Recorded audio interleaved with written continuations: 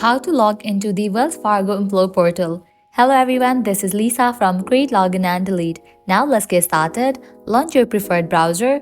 Now type in Wells Fargo and search for it. Now click on the very first website option, Wells Fargo. With that, you will be directed to the official website of Wells Fargo. Now at the top right, you will find the option of Sign On. Click on it. Click on the option of Continue to sign on.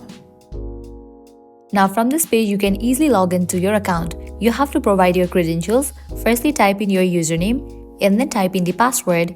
In the case you want to save your username, you can check in for this option.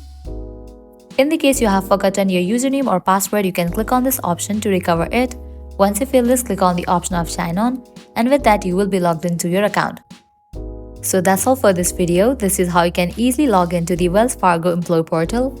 At the end, if you guys find this video helpful, don't forget to like, share and subscribe. Thank you.